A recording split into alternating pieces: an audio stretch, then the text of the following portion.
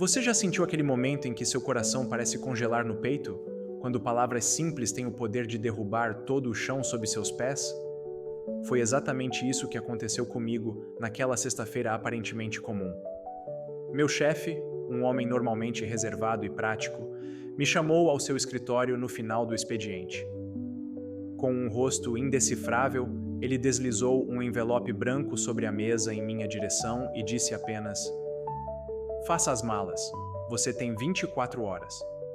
Naquele momento, todos os sacrifícios que fiz por aquela empresa nos últimos 5 anos pareciam evaporar no ar.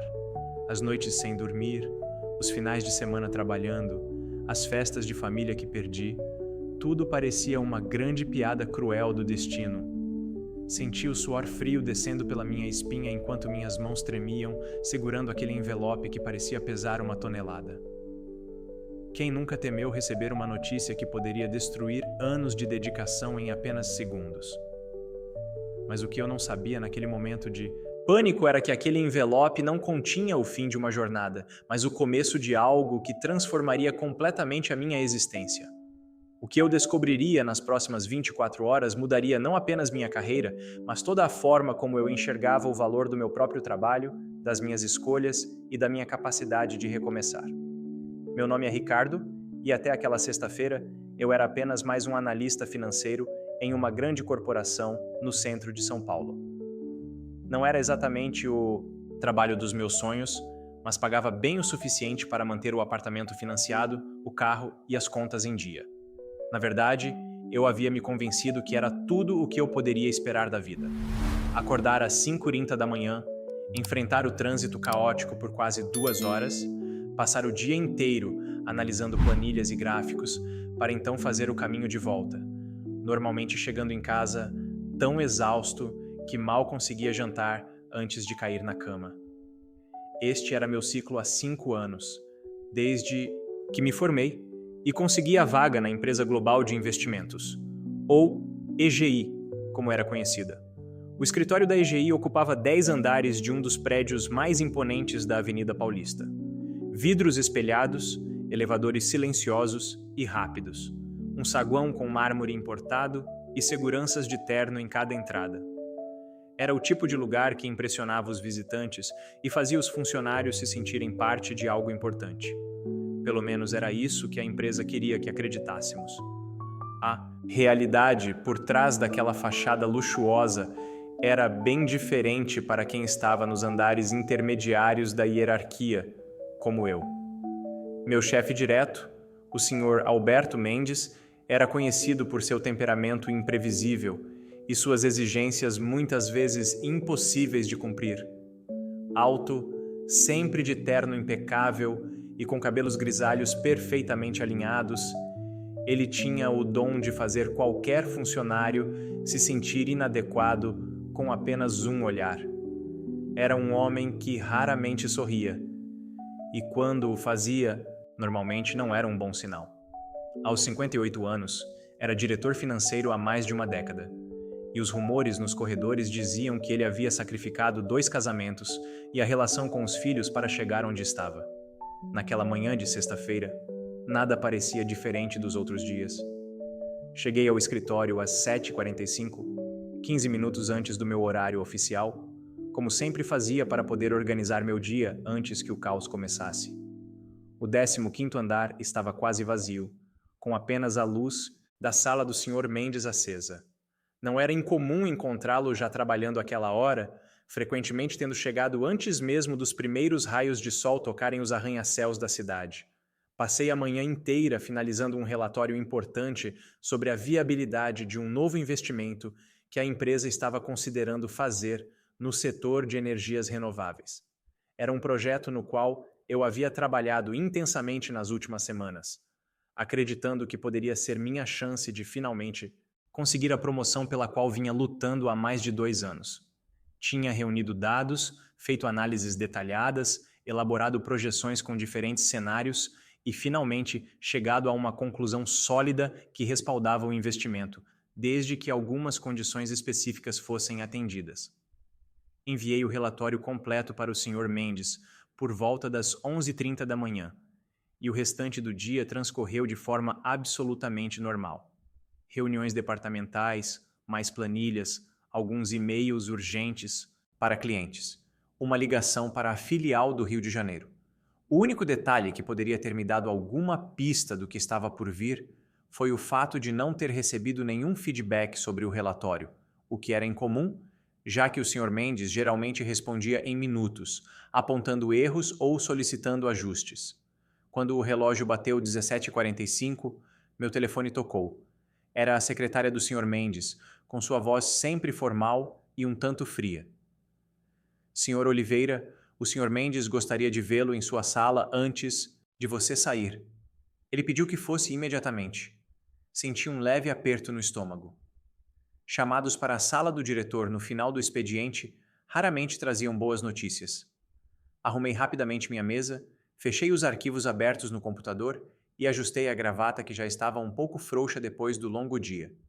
Pelo caminho, vários colegas já estavam guardando suas coisas, conversando sobre planos para o final de semana, alguns até mesmo com expressões aliviadas por finalmente terem chegado ao fim de mais uma semana exaustiva. A sala do Sr. Mendes ficava no canto do andar, com duas paredes inteiras de vidro que proporcionavam uma vista espetacular da cidade. Bati levemente na porta entreaberta e ouvi sua voz grave me convidando a entrar. Ele estava sentado em sua poltrona de couro preto, de costas para a porta, contemplando São Paulo, que começava a acender suas primeiras luzes com o entardecer. Entre, Ricardo. Feche a porta, por favor. A formalidade em sua voz era ainda mais acentuada que o normal. Obedeci e me aproximei de sua mesa, permanecendo em pé, como era o protocolo não escrito daquela empresa.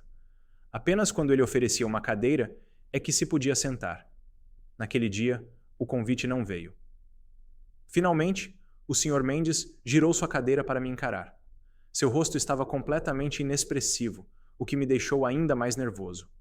Na mesa à sua frente, além do laptop e de uma caneta de metal cara, havia um envelope branco, simples, sem nenhuma inscrição visível. Estive analisando seu relatório sobre o projeto de energias renováveis, começou ele, sua voz sem demonstrar aprovação ou reprovação. É um trabalho extenso. Obrigado, senhor, respondi, tentando não demonstrar o quanto aquele comentário vago me deixava inquieto. Ele ficou em silêncio por alguns segundos, me observando como se estivesse avaliando algo muito além do relatório que eu havia entregue. Então, sem qualquer preâmbulo adicional, pegou o envelope branco e o deslizou em minha direção. Faça as malas, Ricardo. Você tem 24 horas, disse ele, de forma tão casual como se estivesse comentando sobre o clima. Meu corpo inteiro congelou, senti meu rosto perder a cor e minha garganta ficar instantaneamente seca. Em 5 anos de empresa, nunca havia recebido uma advertência sequer, sempre cumprir minhas metas, trabalhar além do esperado. O que poderia ter dado tão errado? Posso saber o motivo? Consegui perguntar, minha voz quase falhando. Está tudo explicado no envelope, Ricardo, respondeu ele, já redirecionando sua atenção para o laptop, como se o assunto estivesse encerrado. Tenha um bom fim de semana. Era isso, sem mais explicações, sem uma chance de defesa. Peguei o envelope com mãos que mal conseguiam ficar firmes e saí da sala sentindo como se estivesse caminhando em um pesadelo. O andar já estava quase vazio, o que me poupou da humilhação de ter que explicar para os colegas o que havia acontecido. Voltei à minha mesa, guardei minhas coisas pessoais em uma pequena caixa que encontrei vazia perto da copa e me dirigi ao elevador como um autômato. No trajeto até o estacionamento, o envelope queimava em minhas mãos.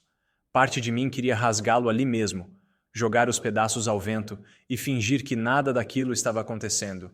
Outra parte, mais racional, sabia que precisava ler seu conteúdo, entender onde havia errado, talvez até encontrar alguma orientação sobre como proceder com minha demissão, se haveria algum tipo de auxílio ou pacote de desligamento. Quando finalmente cheguei ao meu carro, um Fiat compacto de 5 anos que eu tinha tanto orgulho de ter comprado com meu primeiro bônus na empresa, deixei a caixa com meus pertences no banco do passageiro e fiquei apenas sentado, olhando para o envelope em minhas mãos. Não conseguia abri-lo ali. Se fossem notícias tão ruins quanto eu temia, não queria desabar em um estacionamento corporativo, onde qualquer colega poderia me ver. O trânsito naquela noite parecia ainda mais caótico que o normal, como se o universo quisesse me dar tempo extra para ruminar todas as possibilidades terríveis que poderiam estar dentro daquele envelope. Ou talvez fosse apenas sexta-feira em São Paulo, com milhões de pessoas desesperadas para chegar em casa e começar seu breve respiro de fim de semana. Quando finalmente cheguei ao meu apartamento, um 2 quartos simples em um prédio sem grandes luxos na Zona Norte, já era noite.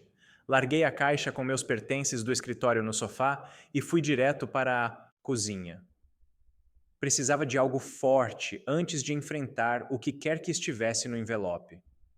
Encontrei uma garrafa de uísque que havia ganhado no amigo secreto da empresa no Natal anterior e servi uma dose generosa.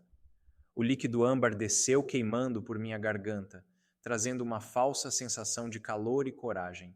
Só então, sentado à mesa da cozinha, com a luz fluorescente refletindo no papel branco, finalmente abri o envelope.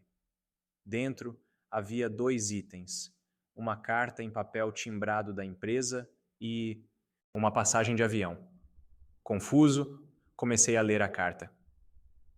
Prezado Sr. Ricardo Oliveira, após cuidadosa avaliação de seu desempenho nos últimos 5 anos, particularmente seu recente trabalho no projeto de energias renováveis, a diretoria da EGI tomou uma decisão unânime. Você está sendo designado para liderar a implementação do projeto que analisou, com sede em Lisboa, Portugal. Seu conhecimento detalhado do projeto e sua capacidade analítica demonstrada o qualificam como a pessoa ideal para esta posição. Esta promoção inclui aumento salarial de 70%, auxílio moradia pelo período de 1 ano, carro da empresa à disposição bônus por desempenho trimestral. Seu voo parte amanhã às 22 horas.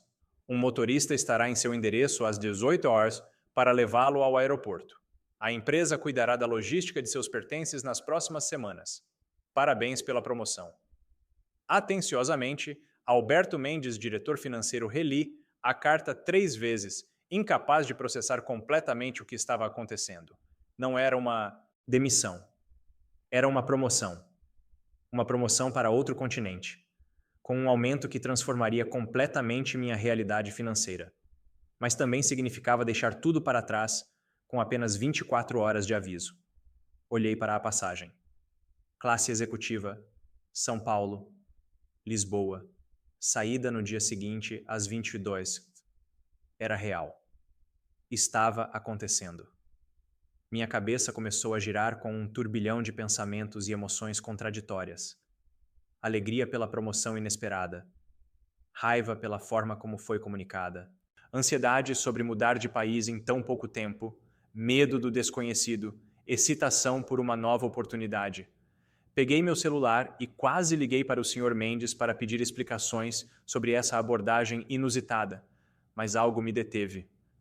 Esta era exatamente a maneira como ele operava. Imprevisivelmente, testando os limites das pessoas, avaliando como reagiam sob pressão extrema. De alguma forma, aquela situação absurda era um último teste antes da promoção real. E se eu falhasse nesse teste, questionando ou reclamando, talvez a oportunidade desaparecesse tão rapidamente quanto havia surgido. Precisava pensar. Mas também precisava agir. 24 horas era muito pouco tempo para organizar uma mudança internacional. Abri meu laptop e comecei a fazer uma lista de tudo que precisaria resolver. O que levar no dia seguinte, o que deixar para ser enviado depois, quem avisar sobre minha partida, as contas que precisariam ser canceladas ou transferidas, o que fazer com meu apartamento. Em meio a esse planejamento frenético, me dei conta de que ainda não havia realmente processado o significado emocional daquela mudança. Parei por um momento e olhei ao redor do meu pequeno apartamento. As paredes que testemunharam minha rotina monótona dos últimos anos, a televisão onde assistia aos mesmos programas todas as noites para desligar a mente do trabalho, a cama onde eu dormia sempre menos horas do que precisava. O que realmente estava deixando para trás? Não tinha um relacionamento sério há mais de 3 anos, desde que Camila, minha namorada da faculdade, Cansou das minhas ausências constantes e decidiu que merecia alguém que pudesse estar realmente presente. Meus pais haviam se mudado para o interior depois da aposentadoria e os via apenas em feriados e ocasionalmente aos domingos. Amigos?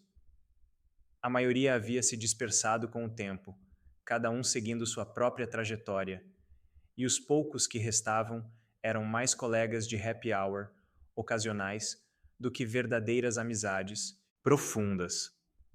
A verdade era que eu havia construído uma vida inteira em torno do trabalho, e agora o trabalho estava me oferecendo uma chance de recomeçar. Talvez fosse exatamente o que eu precisava, mesmo que a forma como veio fosse completamente desestabilizadora. Passei as próximas horas em um frenesi de atividades. Liguei para meus pais, que ficaram simultaneamente preocupados e orgulhosos. Minha mãe insistiu em vir para São Paulo no dia seguinte para me ajudar com os preparativos e se despedir, mas consegui convencê-la de que seria melhor nos vermos quando eu estivesse mais estabelecido. Prometi que os traria para me visitar em Portugal assim que possível. Enviei e-mails para o proprietário do apartamento, explicando a situação e propondo continuar pagando o aluguel até encontrar alguém para assumir o contrato. Contactei as empresas de serviços públicos para comunicar minha mudança. Separei documentos importantes, roupas essenciais e itens pessoais que não poderia deixar para trás. Quando olhei para o relógio, já eram 3 da manhã. O cansaço físico finalmente começou a superar a adrenalina que me mantinha em movimento. Deitei na cama, mas o sono não veio. Minha mente continuava processando o que havia acontecido e o que estava por vir. Peguei meu celular e fiz algo que raramente fazia. Abri as redes sociais. Comecei a pesquisar sobre Lisboa, vendo fotos da cidade, lendo experiências de brasileiros que haviam se mudado para lá. As imagens de ruas coloridas, o rio Tejo, os bondinhos amarelos subindo ladeiras íngremes começaram a criar em minha mente uma espécie de promessa de uma vida diferente, talvez melhor. Em algum momento da madrugada, finalmente adormeci, com o celular ainda na mão e a mente cheia de imagens de uma cidade que em breve seria meu novo lar. Vou pausar nossa história por um momento, porque sei que muitos de vocês já viveram ou temeram viver uma situação semelhante em suas carreiras. Aquele momento de incerteza absoluta quando um comunicado inesperado do chefe tem o poder de virar sua vida de cabeça para baixo em questão de minutos. Como você reagiria se recebesse uma notícia que exigisse uma decisão imediata capaz de mudar completamente sua trajetória? Talvez você já tenha passado por algo assim, ou talvez tema esse tipo de situação todos os dias ao entrar no seu local de trabalho. Compartilhe nos comentários completando a frase. Se eu recebesse um envelope como esse, minha primeira reação seria: ou, quando tive que tomar uma decisão que mudou minha vida, o mais difícil foi. Seu relato pode ajudar outras pessoas a se sentirem menos sozinhas diante dos momentos de grande transformação que todos enfrentamos em algum momento. Agora, vamos continuar nossa história e descobrir como essa jornada inesperada se desenvolveu. O dia seguinte amanheceu com uma claridade diferente. Acordei por volta das 9h, após poucas horas de um sono agitado, e por um instante, ainda na névoa entre o sonho e a realidade, achei que tudo havia sido apenas um sonho particularmente vívido. Então vi a passagem de avião e a carta sobre o criado mudo, e a realidade da situação me atingiu novamente. Levantei-me com uma energia nervosa que não sentia há anos. O tempo era curto e ainda havia muito a fazer. Fiz uma ligação rápida para Marcos, um antigo colega da faculdade que havia se tornado corretor de imóveis, explicando minha situação e pedindo que ele cuidasse do meu apartamento, encontrando alguém para assumir o contrato o mais rápido possível. Depois, comecei a separar o que levaria comigo. 2 malas grandes e uma de mão era tudo que poderia transportar no voo. Como escolher o que levar quando você tem algumas horas para condensar toda uma vida? Optei pelo prático. Roupas suficientes para 2 semanas, documentos essenciais, meu laptop e alguns itens de valor sentimental, incluindo um relógio que havia sido do meu avô e um pequeno álbum de fotos da família. O resto do dia passou em um borrão de atividades. uma visita rápida ao banco para resolver questões financeiras, compra de alguns itens essenciais que precisaria ter à mão, ligações para algumas pessoas próximas para comunicar a mudança repentina. Por volta das 17 horas, com as malas prontas posicionadas na sala e o apartamento em um estado de organizado caos, sentei-me no sofá para um momento de reflexão. Em menos de 24 horas, minha vida havia sido completamente redirecionada. Não havia pedido isso, não havia planejado, e ainda assim sentia uma estranha mistura de ansiedade e expectativa crescendo dentro de mim. O interfone tocou precisamente às 18 horas. O motorista enviado pela empresa estava lá, pontual como só empresas que valorizam cada minuto podem ser. Um homem de meia idade, vestindo um uniforme discreto, ajudou-me com as malas até o carro executivo que me esperava. Enquanto fechava a porta do apartamento, tive um momento de hesitação. E se essa fosse a decisão errada? E se tudo desse errado em Portugal? Mas a alternativa era permanecer na mesma rotina que lentamente havia drenado minha vitalidade ao longo dos anos. Entre o conforto do conhecido e o risco do novo, algo dentro de mim havia decidido pelo segundo. A viagem até o aeroporto foi surpreendentemente tranquila para um sábado em São Paulo. Olhando pela janela, vi a cidade que havia sido meu lar por tanto tempo passar como um filme em câmera lenta. Os prédios, as avenidas, as pessoas apressadas, tudo parecia ligeiramente diferente agora que estava de partida. É curioso como só começamos a realmente ver um lugar quando estamos prestes a deixá-lo. No aeroporto, o processo de check-in e despacho de bagagem foi facilitado por um representante da empresa que me esperava no balcão da companhia aérea. Outro pequeno sinal de como minha posição havia mudado. De analista financeiro comum a executivo importante o suficiente para merecer esse tipo de tratamento VIP. A sala VIP era outro mundo comparado às cadeiras desconfortáveis onde eu normalmente esperava em minhas raras viagens a trabalho, sofás confortáveis, bebidas à vontade, comida de qualidade, ambiente silencioso. Peguei uma taça de vinho tinto e me acomodei em um canto tranquilo, tentando absorver tudo o que estava acontecendo. Foi nesse momento que meu celular tocou. O nome Alberto Mendes apareceu na tela. Hesitei por um segundo antes de atender. Boa noite, Sr. Mendes, respondi, tentando manter a voz firme. Ricardo, estou apenas verificando se está tudo correndo como planejado, disse ele, sua voz soando estranhamente menos intimidadora do que eu estava acostumado. Conseguiu se organizar no tempo previsto? Sim, senhor. Estou no aeroporto agora, na sala VIP, aguardando o embarque. Excelente. Houve um breve silêncio antes que ele continuasse. Ricardo, quero que saiba que sua seleção para este projeto não foi uma decisão impulsiva. Venho observando seu trabalho há muito tempo, especialmente sua capacidade de adaptação e resolução de problemas sob pressão. Fiquei momentaneamente sem palavras.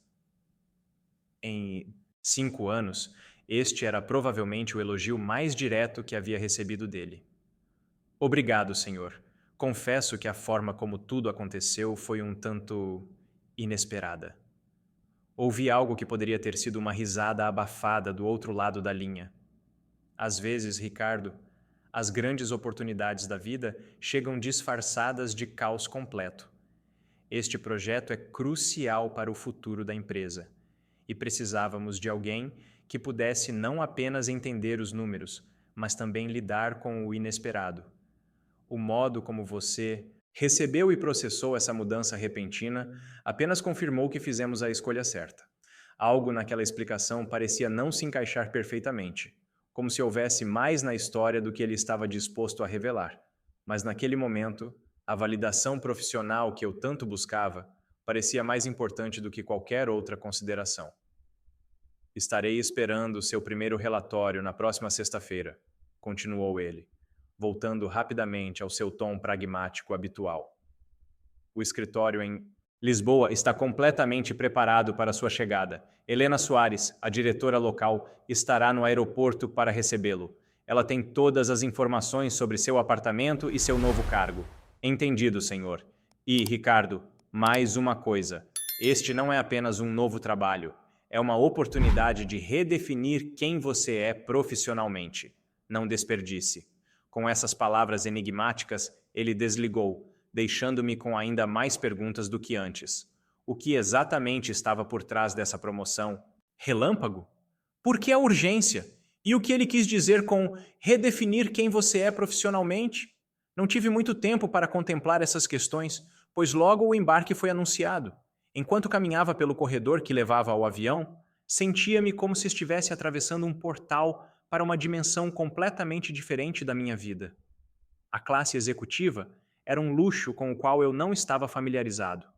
Poltronas que se transformavam em camas, monitores individuais de entretenimento, menu personalizado, atendentes extremamente atenciosos. Enquanto me acomodava, uma comissária ofereceu champanhe antes mesmo da decolagem. Aceitei, pensando que se havia um momento para celebrar na vida, certamente era este. Quando o avião finalmente decolou, observei as luzes de São Paulo ficando cada vez menores pela janela. A cidade onde havia construído minha carreira, feito escolhas, cometido erros, vivido dias bons e ruins, agora parecia apenas um vasto tapete de estrelas artificiais sob o céu noturno. Uma sensação estranha de liberdade começou a me envolver, como se, junto com a distância física, estivesse deixando para trás também velhos padrões, velhas limitações, velhas versões de mim mesmo. Após o jantar, tentei dormir um pouco. O voo para Lisboa era longo e eu precisaria estar descansado para enfrentar tudo o que me aguardava. Mas o sono não vinha facilmente. Minha mente continuava voltando para o envelope, para as palavras do Sr. Mendes, para o que poderia estar me esperando do outro lado do oceano. Em algum momento durante a madrugada, em meio à escuridão da cabine com apenas algumas luzes suaves acesas, tive uma espécie de epifania. Talvez o verdadeiro significado daquele envelope não fosse a promoção em si, mas o que ela representava. A chance de romper com o piloto automático em que minha vida havia se transformado. Durante anos, havia seguido um script previsível, fazendo exatamente o que era esperado, raramente questionando se aquilo era realmente o que eu queria. O envelope havia sido apenas o mensageiro de uma verdade mais profunda que eu vinha ignorando. Estava vivendo uma vida pela metade, uma existência confortável, mas desprovida de verdadeira paixão ou propósito. Agora, lançado ao desconhecido, sentia uma espécie de vertigem que era simultaneamente aterrorizante e revigorante. Adormeci com esses pensamentos, balançado pelo suave movimento do avião cruzando o Atlântico, carregando não apenas meu corpo, mas também minhas esperanças recém-descobertas para um destino incerto. Acordei com o anúncio do capitão de que estávamos iniciando nossa descida para Lisboa. A luz do sol nascente entrava pelas janelas, iluminando a cabine com um brilho dourado que parecia de bom auspício. Ajustei minha poltrona à posição vertical e olhei pela janela. Lá embaixo, o oceano dava lugar a uma costa recortada, e logo a uma cidade que se estendia por colinas, com edifícios coloridos, telhados alaranjados e o azul do rio Tejo serpenteando entre as construções. O pouso foi suave, como se a própria chegada quisesse me dar as boas-vindas gentilmente à minha nova realidade. Enquanto o avião taxiava até o gate, senti uma mistura de antecipação e nervosismo crescendo dentro de mim. Estava realmente acontecendo. Em menos de 48 horas, havia passado de um analista financeiro em São Paulo a um executivo em Lisboa. Os procedimentos de imigração foram surpreendentemente rápidos, graças a documentos previamente preparados pela empresa.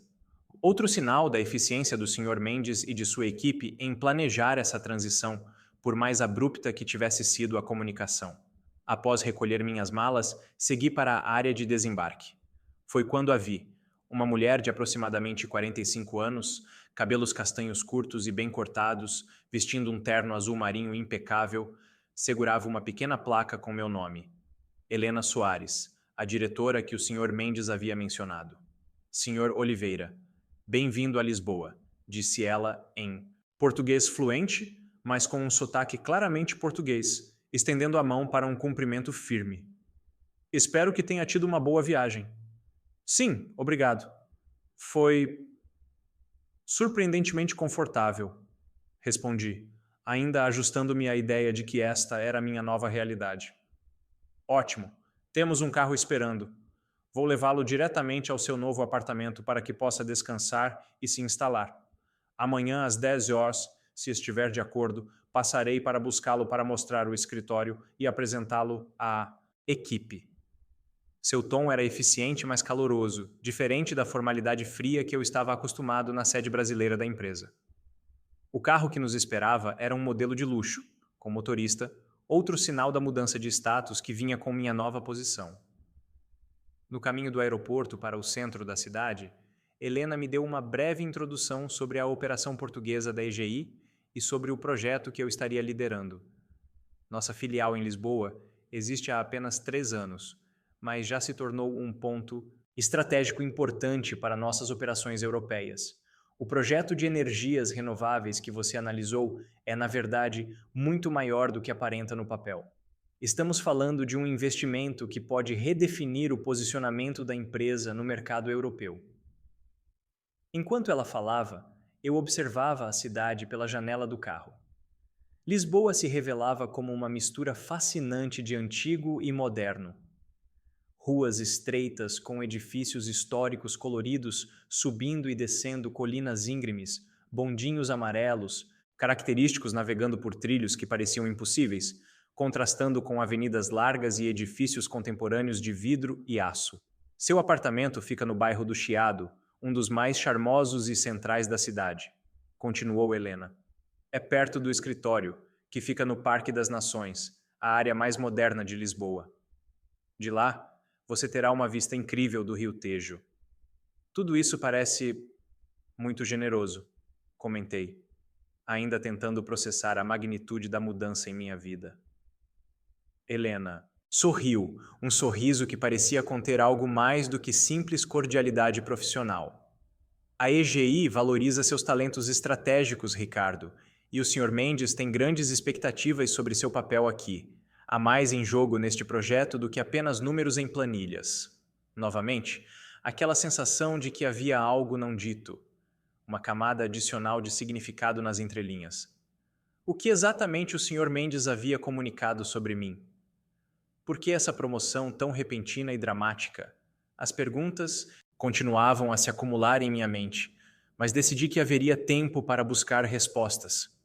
Naquele momento, precisava absorver o presente. O apartamento era mais impressionante do que eu poderia ter imaginado.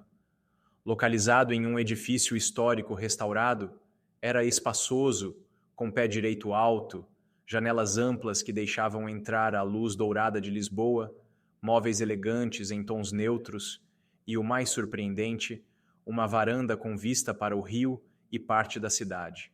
Aqui está tudo o que vai precisar. Inicialmente, disse Helena, entregando-me um conjunto de chaves e um envelope. Neste envelope há um cartão corporativo para suas despesas, informações sobre o bairro, contatos de emergência e os detalhes do seu plano de celular local, que já está ativo. Seu carro estará disponível a partir de amanhã e o motorista pode ser requisitado sempre que necessário. Fiquei momentaneamente sem palavras diante de tanta organização e consideração. Minha vida em São Paulo, onde eu mesmo tinha que resolver cada detalhe, parecia agora um passado distante. Obrigado, Helena. Isso é impressionante. Ela sorriu novamente, desta vez com um toque de compreensão em seus olhos. Sei que tudo isso deve parecer esmagador no momento. Uma mudança de país em 24 horas não é algo que aconteça normalmente. Mas acredite, há uma razão para tudo isso. Logo entenderá melhor. Antes de ir, deixou seu cartão pessoal com número de celular, insistindo que eu ligasse se precisasse de qualquer coisa, a qualquer hora. Quando a porta se fechou atrás dela, fiquei sozinho no silêncio do apartamento, com apenas o som distante da cidade entrando pelas janelas abertas. Caminhei lentamente pelo espaço, tocando os móveis, olhando pela janela, tentando absorver que este era agora meu lar. Na cozinha, encontrei a geladeira abastecida com itens básicos, incluindo uma garrafa de vinho português e algumas especialidades locais. No quarto, A cama estava impecavelmente arrumada, com lençóis que pareciam caríssimos. E no closet, vazio, havia um roupão com o logotipo de um hotel de luxo local. Tomei um longo banho para lavar o cansaço da viagem e vesti o roupão. Então, com uma taça do vinho português, saí para a varanda e me sentei para observar Lisboa à tarde. O sol começava sua descida em direção ao oceano, lançando uma luz dourada sobre os telhados e fachadas coloridas. Ao longe, a ponte 25 de abril, semelhante à Golden Gate de São Francisco, cruzava o Tejo majestosamente.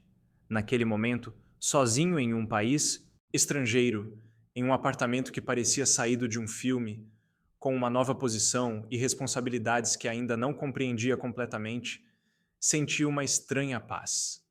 Como se, após anos navegando em águas conhecidas, mas estagnadas, tivesse finalmente sido lançado em mar aberto, com todos os seus perigos e possibilidades infinitas. Meu celular vibrou com uma mensagem. Era do Sr. Mendes. Ricardo, confio que tenha chegado bem e esteja se instalando. Helena é excelente e cuidará de tudo que precisar. Amanhã começa uma nova etapa. Esteja preparado para surpresas. A primeira reunião revelará mais do que imagina. Rele a mensagem várias vezes, tentando decifrar o que poderia estar por trás daquelas palavras enigmáticas. Que surpresas poderiam estar me aguardando? O que seria revelado na reunião?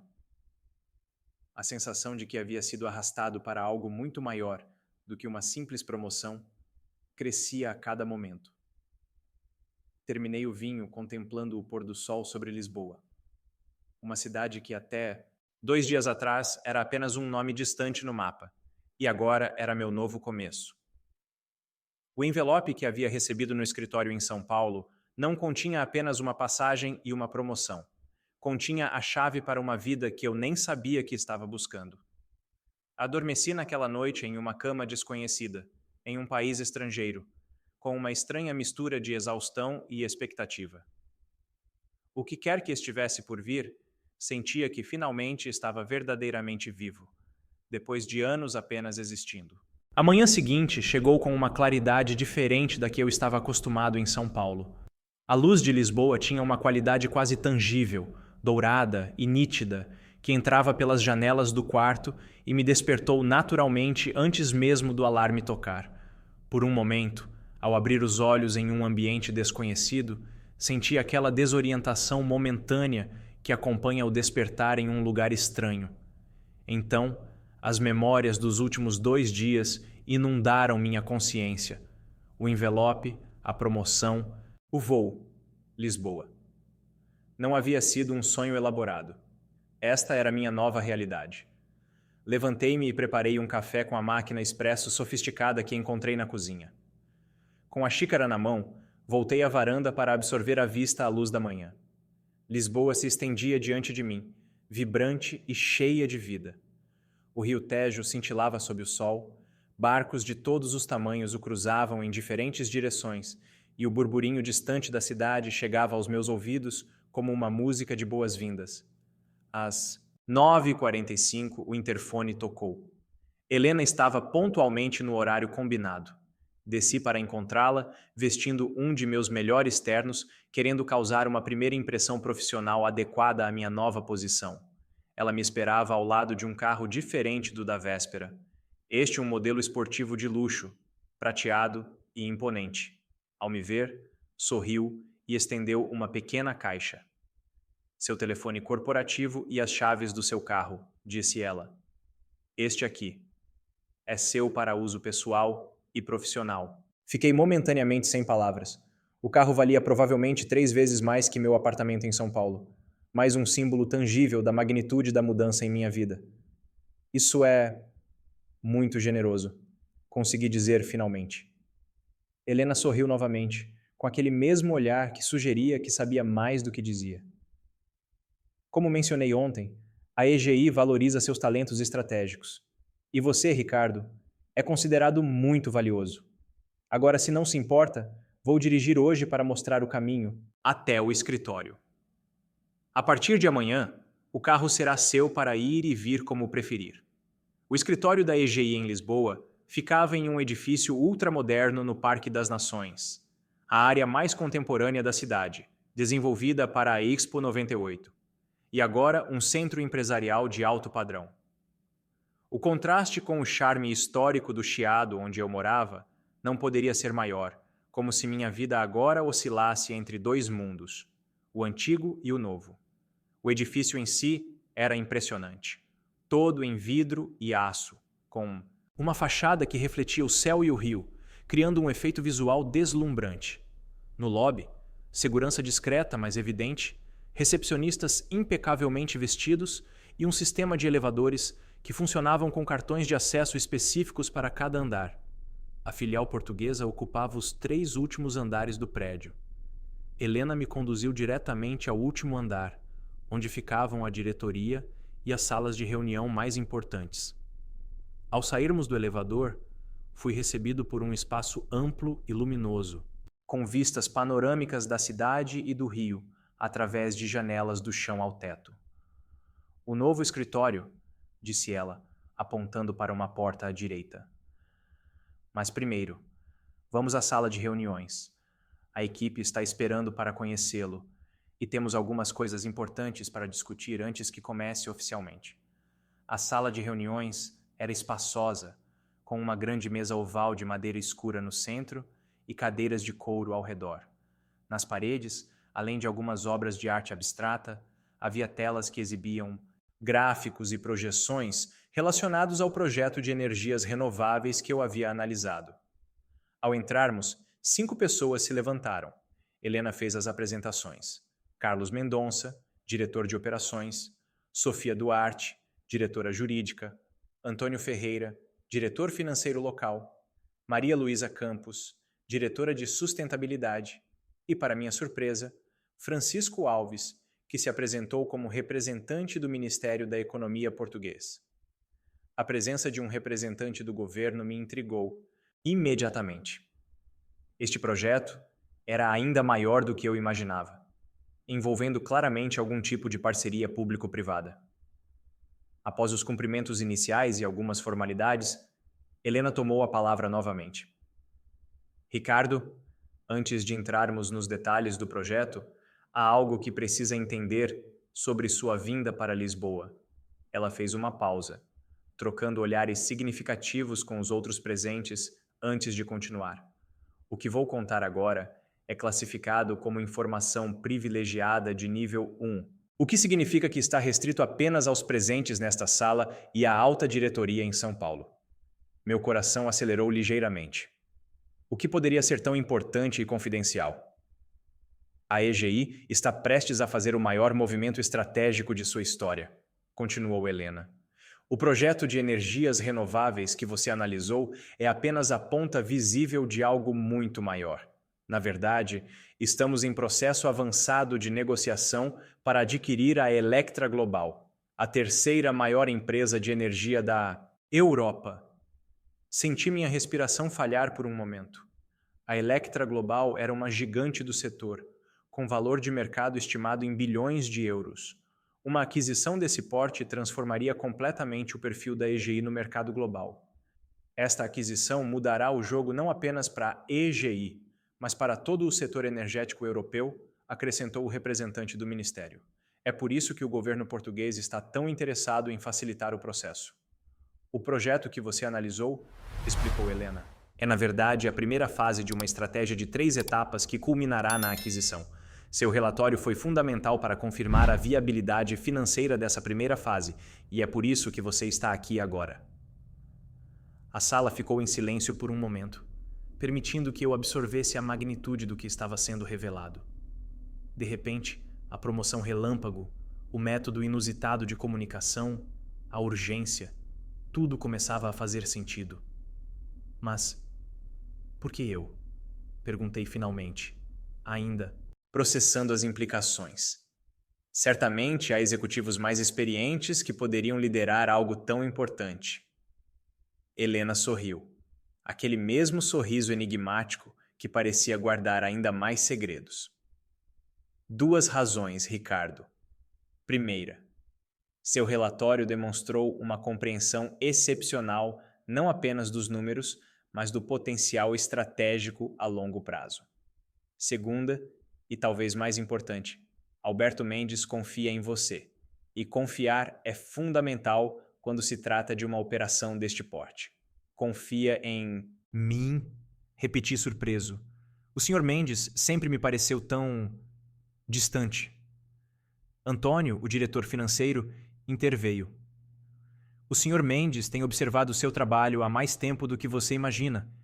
Ele disse que você tem algo que não pode ser ensinado: integridade combinada com visão estratégica.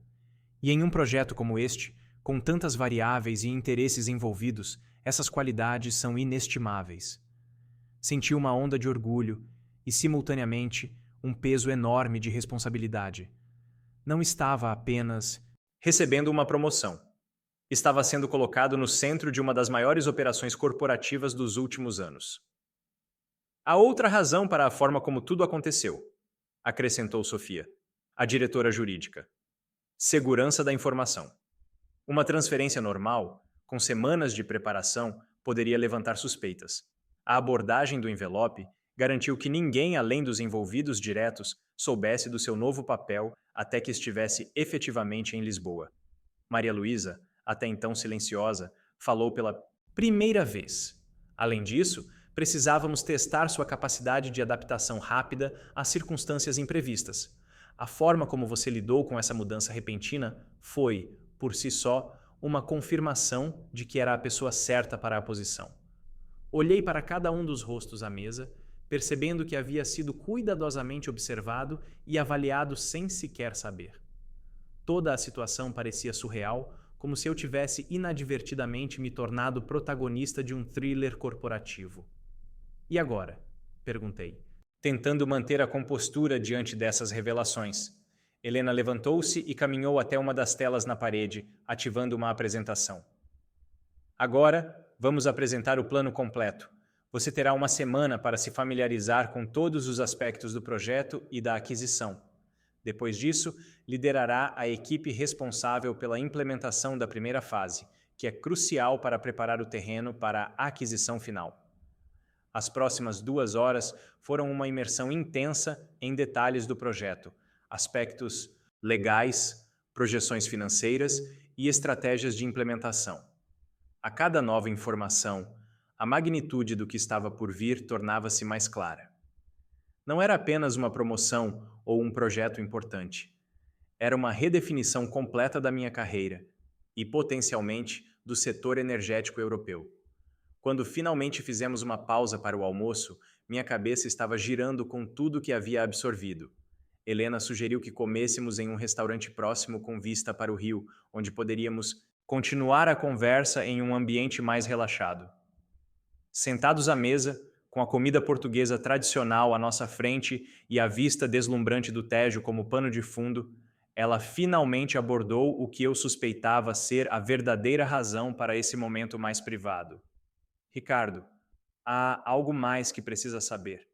Algo que nem todos na sala de reuniões estão cientes. Seu tom havia mudado, tornando-se mais grave e confidencial. Este projeto não é apenas sobre aquisição corporativa ou estratégia de mercado. Há implicações geopolíticas significativas envolvidas. Meu interesse foi imediatamente capturado. Que tipo de implicações? Helena olhou ao redor, certificando-se de que ninguém poderia nos ouvir, antes de continuar em voz mais baixa. A Electra Global controla a infraestrutura energética crítica em 7 países europeus.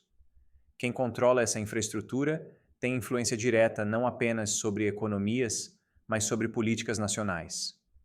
Nos últimos anos, tem havido pressões de certos interesses externos para adquirir ou influenciar a Electra. Comecei a entender onde ela queria chegar.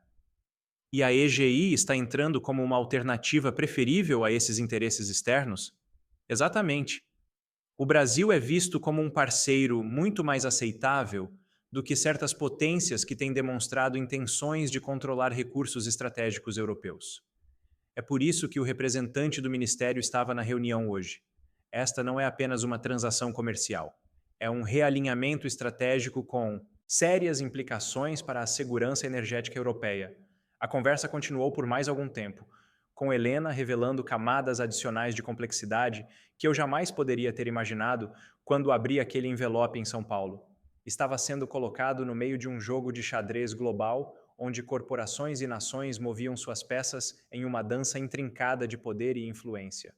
Quando voltamos ao escritório para a sessão da tarde, eu já não era mais o mesmo homem que havia saído de São Paulo 2 dias antes. Não estava apenas em um novo país, com um novo cargo, estava em um novo nível de compreensão sobre como o mundo realmente funcionava além das aparências corporativas. As próximas reuniões trouxeram ainda mais detalhes técnicos, apresentações de membros adicionais da equipe que eu lideraria e um cronograma ambicioso para os próximos 3 meses. Ao final do dia, quando finalmente fui mostrado ao meu novo escritório, um espaço impressionante com vista panorâmica e todas as comodidades possíveis, estava mentalmente exausto, mas estranhamente energizado. Helena se despediu, lembrando que eu tinha o resto da semana para me familiarizar com toda a documentação antes que o trabalho real começasse. Quando fiquei sozinho no escritório, sentei-me na cadeira executiva de couro e girei para contemplar a vista de Lisboa ao entardecer. Meu celular tocou. Era o Sr. Mendes novamente. Como foi o primeiro dia? Perguntou ele sem rodeios. Esclarecedor? Respondi, ainda processando tudo o que havia descoberto. O senhor poderia ter me contado sobre a verdadeira natureza do projeto antes de eu partir. Houve uma pausa antes que ele respondesse. Se eu tivesse contado tudo, sua reação ao receber o envelope teria sido a mesma? Teria aceitado o desafio tão prontamente? Às vezes, Ricardo, é preciso um salto no escuro para descobrirmos do que realmente somos capazes. Suas palavras ressoaram profundamente. Ele estava certo. Se eu tivesse conhecido a magnitude e as implicações do projeto antes, talvez o medo e a insegurança tivessem me impedido de aceitar. Há algo mais que devo saber? Perguntei. Muitas coisas, Ricardo, mas você as descobrirá no momento certo. Por enquanto, saiba apenas que aquele envelope não continha apenas uma promoção ou uma transferência. Continha uma escolha. E sua decisão de aceitá-la, mesmo sem saber o que realmente significava, diz muito sobre quem você é. Depois de desligar, permaneci contemplando a cidade que agora era meu lar. O envelope que havia recebido há apenas 2 dias havia sido muito mais do que um simples veículo para uma mensagem ou uma passagem aérea. Havia sido um teste, um convite, um portal para um mundo de possibilidades que eu nem imaginava existir. A frase, faça as malas, você tem 24 horas, não havia sido apenas uma instrução logística. Havia sido um chamado para abandonar não apenas meu apartamento em São Paulo, mas toda uma vida de limitações, auto-impossibilidades que eu nem sabia que existirem. Havia sido um convite para descobrir quem eu realmente poderia ser quando desafiado além do confortável e do conhecido.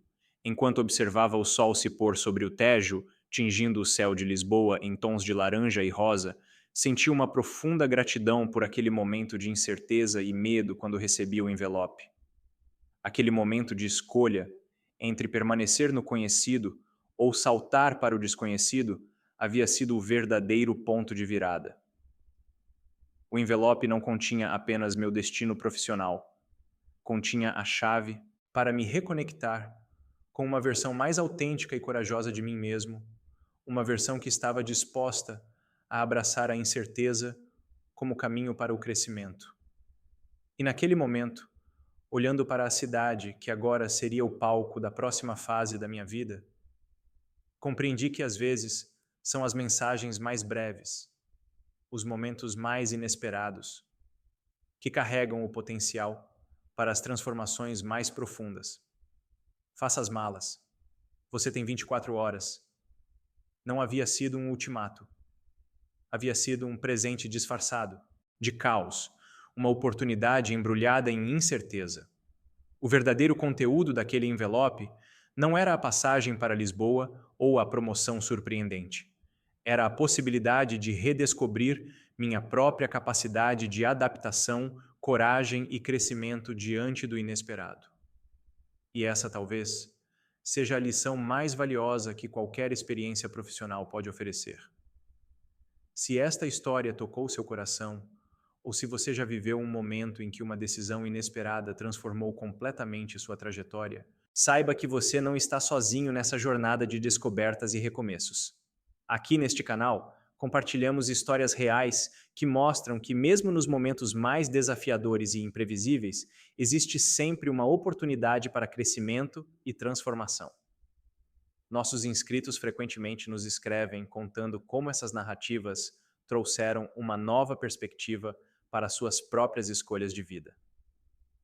Se você sentir que essas histórias podem trazer um pouco de inspiração para seus momentos de decisão, considere se inscrever no canal. A cada semana trazemos uma nova história que pode ser exatamente o que você precisa ouvir para encontrar coragem em seus próprios momentos de incerteza. Estamos juntos nessa jornada de descobertas, um envelope inesperado de cada vez em direção a versões mais autênticas e plenas de nós mesmos. Deixe seu like, compartilhe nos comentários qual foi a mensagem inesperada que mudou sua vida e ative o sininho para não perder nossas próximas histórias de transformação. Obrigado por compartilhar este momento conosco hoje.